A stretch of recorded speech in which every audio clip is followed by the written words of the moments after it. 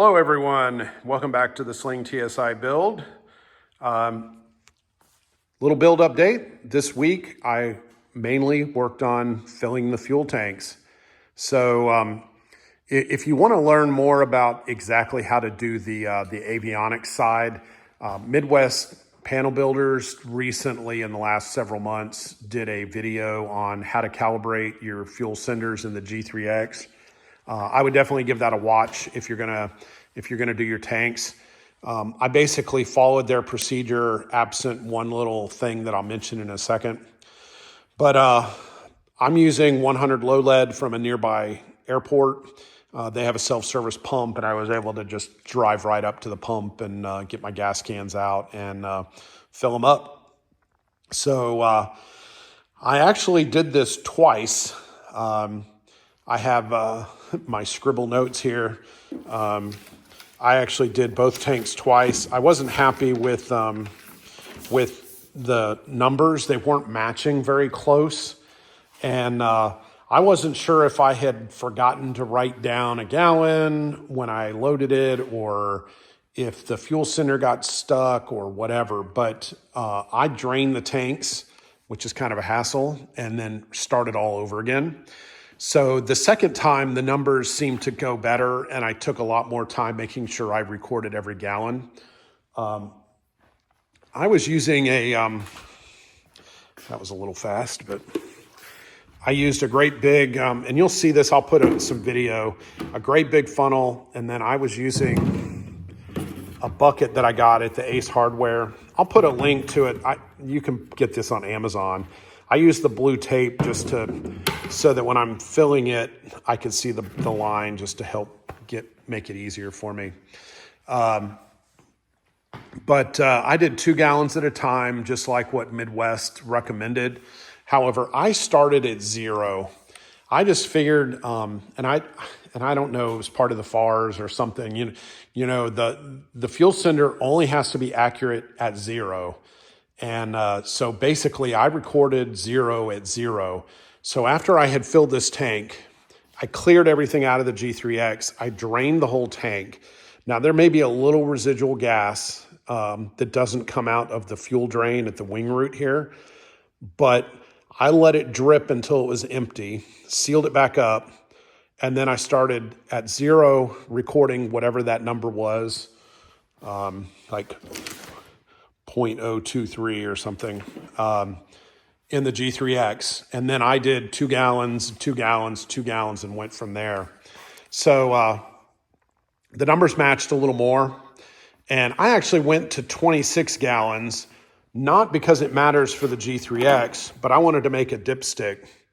So I figured I'm never going to do this again later. So it was easy to do while I was doing this. So I don't know if you can see this. So this side is right, and then I did left. And I stamped it with those kind of stamps that you like stamp keys with. So anyway, that was basically the process I followed. I did 2 gallons at a time. I started at 0, and I would put in 2 gallons. I would tap on the bottom like Midwest recommends, and you absolutely need to, especially when you're just getting started, because that fuel sender will not flow, it'll stick. So I would tap on the bottom of the tanks, and then I would shake the whole wing. And actually, I was shaking the wing first, then I was tapping on this. Then I would let the numbers settle down on the G3X, because it will float for a little while after you agitate the tanks. And then I would hit save, and I did that two at a time, 2 at a time, 2 at a time. So that you can only get to 16 gallons on the G3X. That the fuel sender only measures to 16 gallons, and then it's topped out because of the dihedral of the wing, just the design.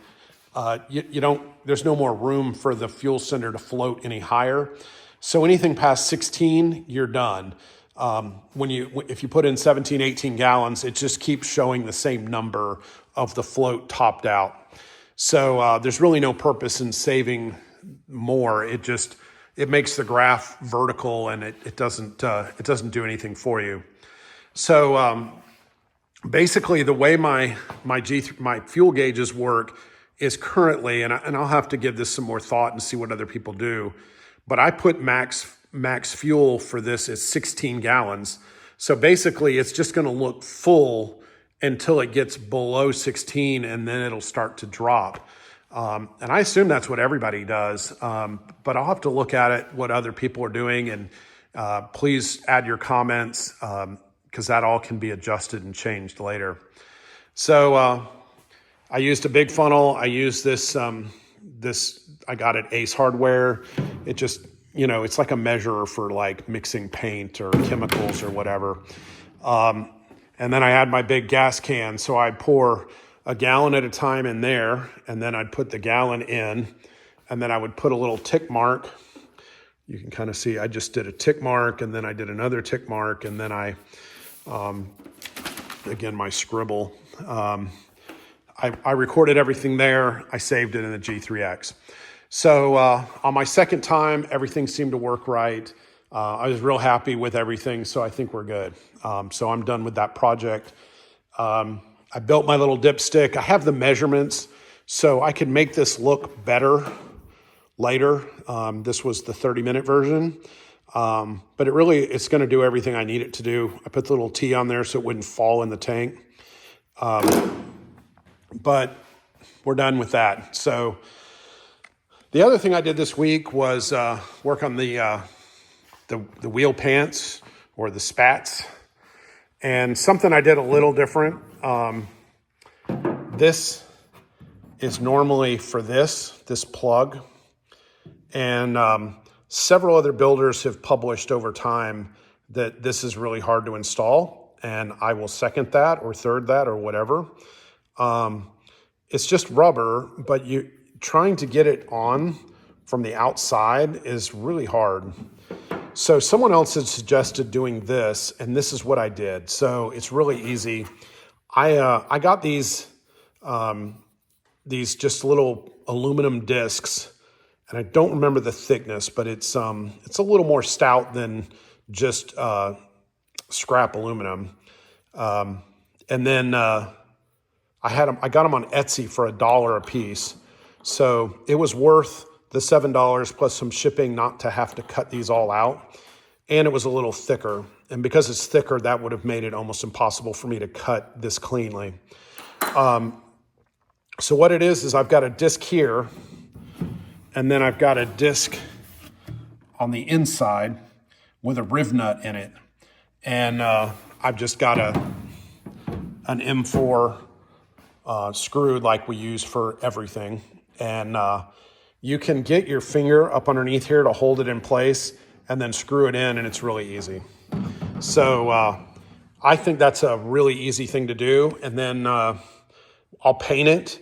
When my painter paints my plane, my stripes are up a little higher, so this is just going to be white.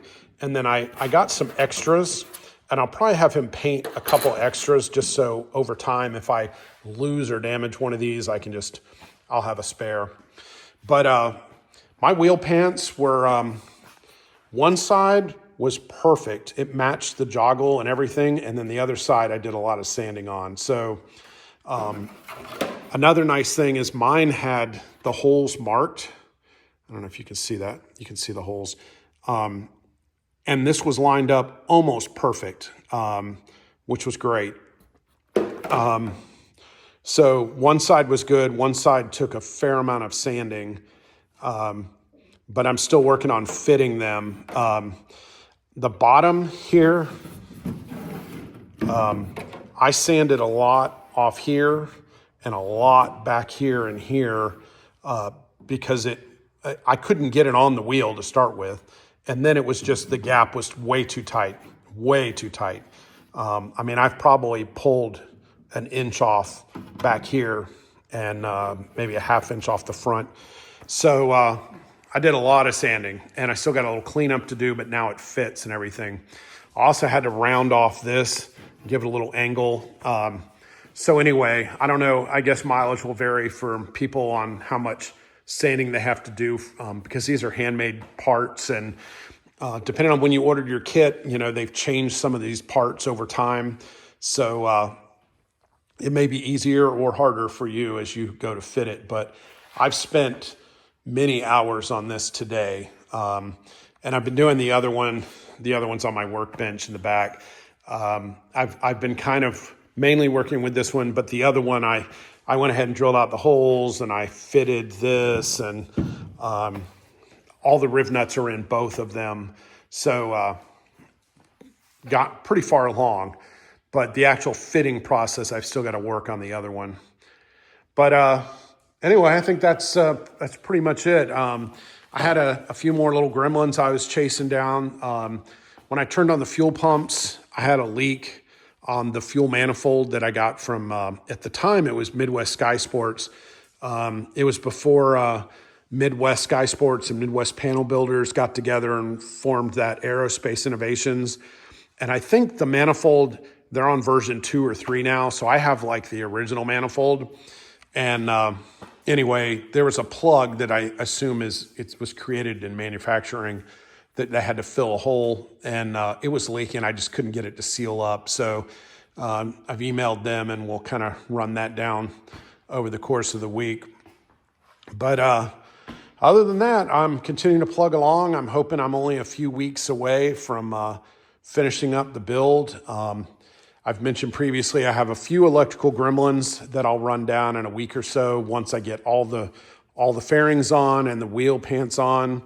I'm going to start working on the chasing down the 2 electrical gremlins, a couple switches that are not working, and then I'm going to be firing up the engine and doing taxi tests and all that. So we're getting really close now. It's getting real exciting. Anyway, that's it for this week. Hope all is well with everybody and your builds are going well. Take care.